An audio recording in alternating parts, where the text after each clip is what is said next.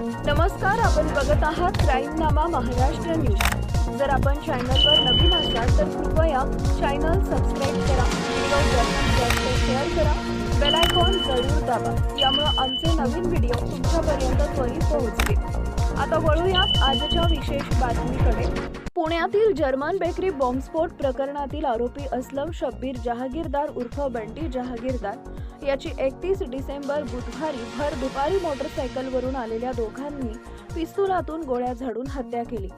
German bakery स्फोटाच्या आरोपीला German hospital समोरच गजबजलेल्या परिसरात घडलेल्या या थरारक घटनेनं श्रीरामपूर शहरात खळबळ उडाली आहे।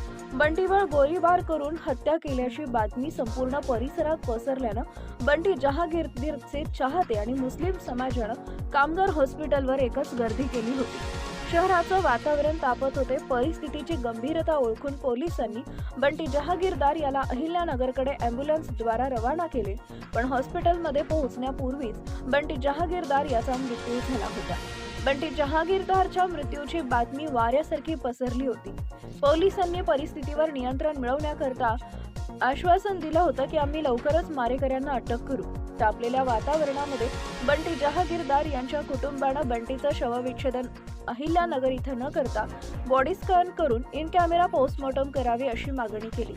या मागणीवरून अहिल्यानगर पोलिसांनी छत्रपती संभाजीनगर पोलीस आणि घाटी हॉस्पिटलला सूचना दिल्या। बंटीचा मृतदेह घाटीत येताच बेगमपुऱ्याचे पोलीस निरीक्षक मंगेश जगताप यांच्यासह पोलिसांचा मोठा फौजफाटा घाटी रुग्णालय परिसरात तैनात करण्यात आला होता। रात्री उशिरापर्यंत वरिष्ठ पातळीवर सर्व प्रक्रिया सुरू होत्या। या दरम्यान असलम शब्बीर शेख उर्फ बंटी जहागीरदार याची हत्या ही राजकीय सुडातून झाली आहे। ही हत्या पूर्वनियोजित होती, यासाठी रेखी केली गेली होती। त्यामुळे हत्येचा सखोल तपास करून हत्या करणाऱ्या मास्टरमाइंडचा शोध लवकरात लवकर घ्यावा अशी मागणी मयत बंटी जहागीरदार याच्या कुटुंबियांनी केली आहे। सूत्रांनी दिलेल्या माहितीनुसार बंटी जहागीरदारच्या छातीसह डाव्या पायावर आणि उजव्या हातावर देखील गोळ्या लागलेल्या आहेत, तर एक गोळी बंटी जहागीरदार याचा मित्र अमीन शेख याच्या कमरेतही लागली आहे। त्यांच्यावर श्रीरामपूर इथं खाजगी रुग्णालयात उपचार सुरू आहेत।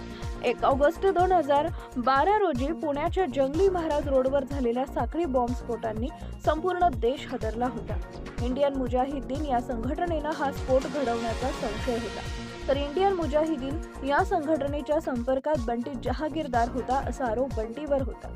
या बॉम्बस्फोटात 16 नागरिकांचा बळी गेला, तर 50 पेक्षा अधिक जण गंभीर जखमी झाले। या गुन्ह्यात बंटीचा सहभाग निष्पन्न झाल्यानंतर त्याला अटक करण्यात आली होती।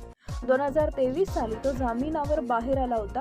बंटीवर 1997 पासून आतापर्यंत तब्बल 17 गंभीर गुन्हे दाखल आहेत। बंटी जहागीरदारचे एक कुटुंब स्थानिक राजकारणातही सक्रिय आहे। त्याची आई श्रीरामपूर नगर परिषदेची माजी सदस्य होत्या।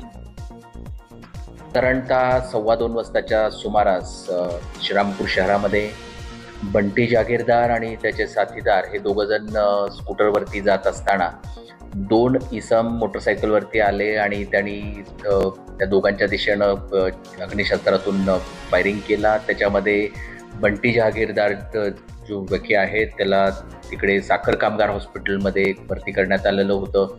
त्यानंतर नगरला या ठिकाणी रेफर करण्यात आलेलं होतं। आता त्यांना डेथ डिक्लेअर केलेलं आहे। पोलीस उचित गुन्हा नोंद करत आहेत आणि आरोपीचा शोध घेत आहेत। यामध्ये साधारणतः 5 टीम्स तयार करण्यात आलेल्या आहेत। ते आरोपींचा शोध घेत आहेत आणि लवकरच आरोपी पकडले जातील। लोकांना आवाहन करण्यात येत आहे की आपण कोणत्याही अफवांवरती विश्वास ठेवू नये आणि समाजामध्ये काय की शांतता भंग होईल अशा पद्धतीचं कोणतेही कृत्य करू नये।